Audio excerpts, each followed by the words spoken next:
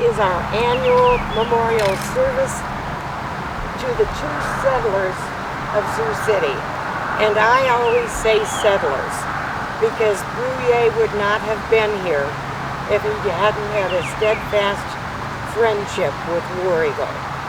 So it's because of those two men from vastly different cultures that settled in this area, and we were able to be settled without conflict.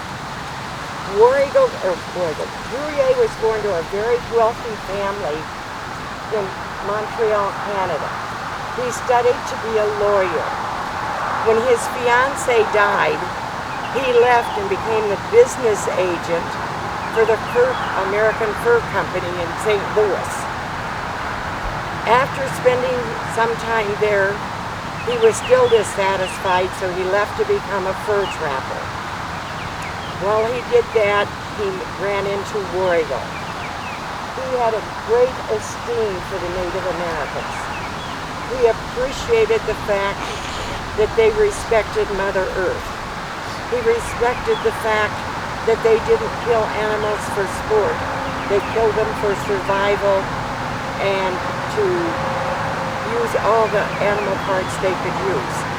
He also appreciated the fact that the Native American community took care of their widows and orphans. And he traveled with him for some time. Finally, he decided that he was ready to settle down. And he said to War Eagle that he had a dream where there was a high bluff and two rivers met. And War Eagle said, I know where that is. I'll take you there.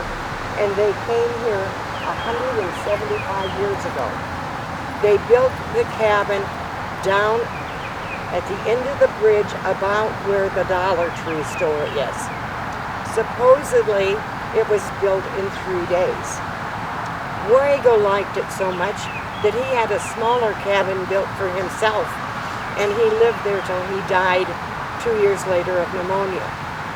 Meanwhile, Bruguier married two of War Eagle's daughters, Dawn and Blazing Cloud. They had 13 children between them. They lost 2 of them.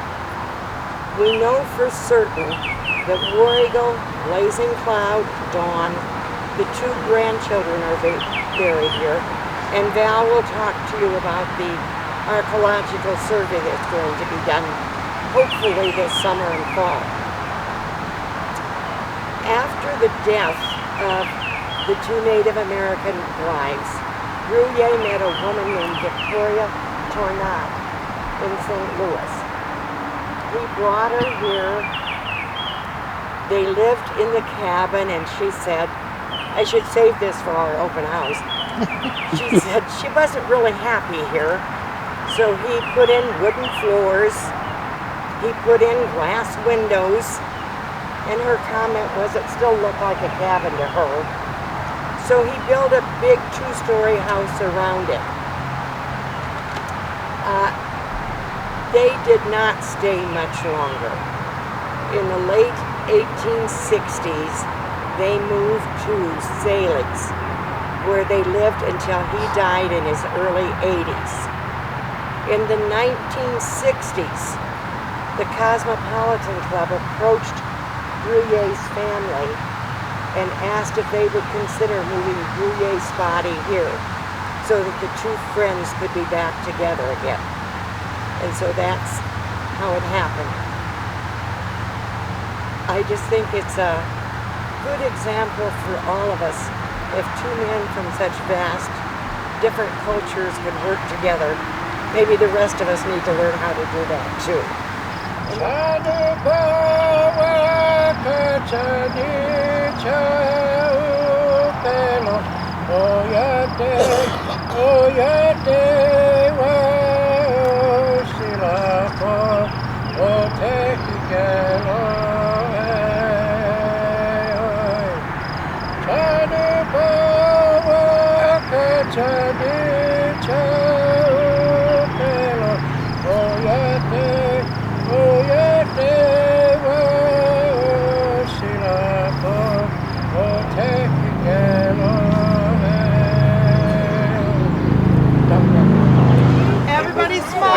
Warnstadt. He posed as a legislator. Yeah, that's right. Yeah. I'm going to take 3. Okay, say War Eagle. War Eagle. Say Bruguier. Bruguier.